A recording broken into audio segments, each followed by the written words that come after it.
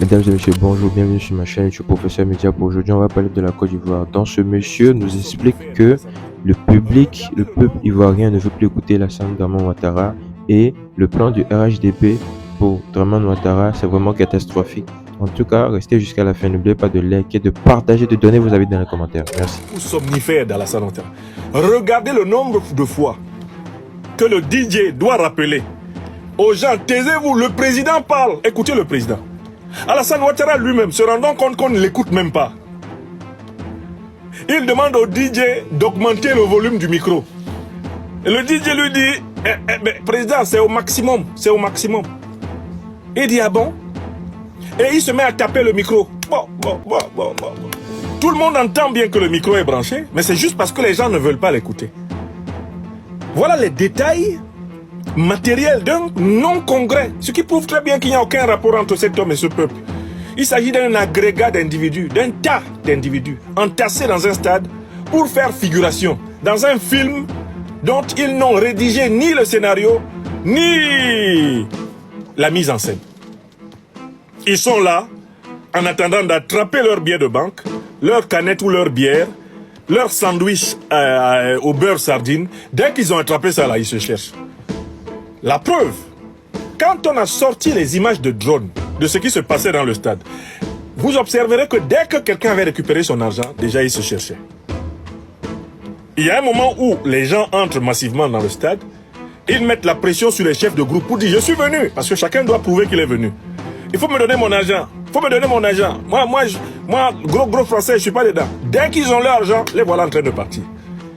Vous verrez qu'à un moment donné, l'aire centrale du stade se vide. Où sont-ils partis? Non, ils ont eu leur argent. Ils sont venus pour ça. Ils ont eu leur tissu, ils ont eu leur chiffon, ils sont venus pour ça. Eux, ils sont pressés. D'ailleurs, la plupart de ces gens-là, ils ne viennent pas souvent au plateau. Pour une fois qu'ils sont venus au plateau, peut-être qu'ils vont même en profiter pour regarder un peu le plateau avant de repartir rapidement. Bon, donc, en fait, on voit très bien que la foule qui était constituée là était une foule artificielle. Et c'est comme cela les foules des dictatures. Ce sont des individus stipendiés, manipulés. Ce sont des individus flattés, corrompus, ramassés comme des objets dans les quartiers pour venir faire figuration. Un véritable leader populaire n'a pas besoin de donner de l'argent à son peuple pour que celui-ci se mobilise à sa rencontre. Le peuple vient spontanément apporter son soutien à un leader véritable. Spontanément. Et ce qu'on a vu là, c'est un montage artificiel. Alors, M. Ouattara, il prétend être reconduit à la tête du RHDP. Mais en fait, personne ne reconduit Ouattara à la tête du RHDP. Il s'est reconduit tout seul. C'est lui qui nomme tout le monde au RHDP. C'est lui qui se nomme lui-même. Les membres de base, aucun militant de base du RHDP ne peut vous dire « j'ai participé à un débat sur la nomination du président ». Est-ce qu'il y a eu quelqu'un qui a été concurrent pour qu'on dise même que la nomination était un problème? Alors, il se nomme président du RHDP et il veut donner l'impression de décaler à plus tard l'annonce de sa candidature. Et il commence par dire « je vous ai entendu ». Tous, vous demandez que je sois candidat à la présidence de la République. Je me prends un temps de réflexion je prends un temps de réflexion pour vous répondre. Quelle réflexion? Il n'y a aucune réflexion. On est dans un parti moutonnier. Et vous êtes leur berger. Tout le monde sait que vous êtes leur candidat. Alassane Dramane Ouattara, gêné aux entournures, pourquoi? Il a violé la Constitution en 2020 pour faire un troisième mandat anticonstitutionnel. Et il s'apprête à la violer en 2025 pour tenter un quatrième mandat anticonstitutionnel. Le motif qu'il avait avancé en 2020, le président Gbagbo l'a très bien souligné, c'était de dire « Mon candidat, Amadou Gon Coulibaly, est mort précipitamment », ce qui ne m'a pas laissé le temps de préparer une relève. Mais là, il a eu 5 ans. Et il dit qu'il y a au moins une demi-douzaine de gens dans son parti qui seraient capables d'être président de la République. Et là, il commence encore à prendre un temps de réflexion. Soit il y a des gens dans le RHDP qui seraient capables d'être candidats à la présidence, soit il n'y en a pas. Quel temps de réflexion il y a? Est-ce que les 6 individus dont il parlait vont apparaître comme d'un chapeau de prestidigitateur tout de suite? Non, Alassane Dramane Ouattara est le seul et unique candidat auto-proclamé du RHDP. Alors pourquoi je le dis? Mais d'abord parce qu'il vient de confisquer le parti. Quelqu'un qui se prépare à quitter le pouvoir ne reste pas à la tête du parti au pouvoir. Parce que quand on reste à la tête du parti au pouvoir, cela veut dire qu'on veut garder la main sur le pouvoir. Vous avez compris? On a vu des situations ailleurs, comme dans mon Cameroun natal, où Amadou Ahidjo, qui avait été poussé vers la sortie par François Mitterrand à la tête du Cameroun, a voulu, pour ainsi dire, jouer de la résistance en conservant la direction du parti au pouvoir de l'époque, appelé UNC, Union Nationale Camerounaise, pendant que Biya, son dauphin soi-disant constitutionnel, mais non moins désigné par Paris, allait être président de la République. Qu'est-ce que ça a donné? Ça a donné le coup d'État de 84, où Ahidjo a voulu, à travers ses partisans dans l'armée, mais reprendre la totalité du pouvoir. Le pouvoir, là, il ne se partage pas au sommet de l'État.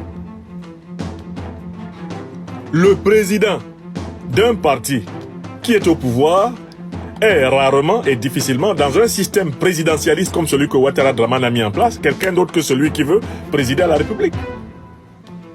Donc en fait, Alassane Ouattara, ce que je voulais vous dire, c'est qu'il a bel et bien annoncé aujourd'hui qu'il est soi-disant candidat à l'élection présidentielle de 2025, mais qui n'en est pas une. Il n'y a pas élection présidentielle en 2025 en Côte d'Ivoire. Parce qu'on ne peut pas parler d'élection alors qu'il n'y a même pas les conditions pour qu'on parle d'une concurrence loyale. On ne peut pas parler d'élection alors que tous les candidats de l'opposition sont exclus et que ne restent que des pantins fabriqués par le pouvoir. On ne peut pas parler d'élection alors que la Cour constitutionnelle du pays est sous la coupe de Ouattara.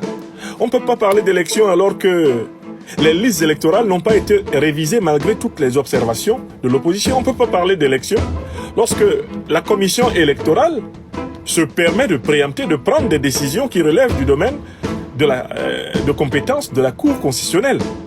Il n'y a pas élection en 2025, en octobre, en Côte d'Ivoire, il y a pour élection. Exactement comme c'est le cas dans mon pays natal, le Cameroun.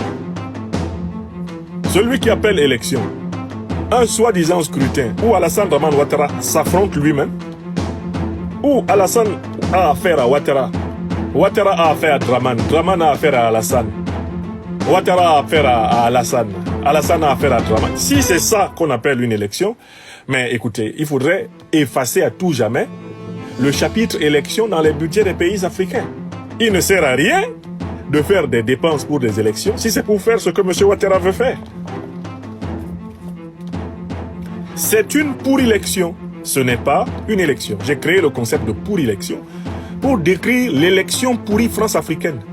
L'élection pourrie organisée spécialement en dictature pour reproduire un régime néocolonial. Elle ne vaut rien. Ce n'est pas une élection, c'est une parodie, c'est une mascarade. Et merci d'avoir regardé cette vidéo jusqu'à la fin. Et surtout, n'oubliez pas de partager beaucoup, liker et dites-nous en commentaire ce que vous en pensez.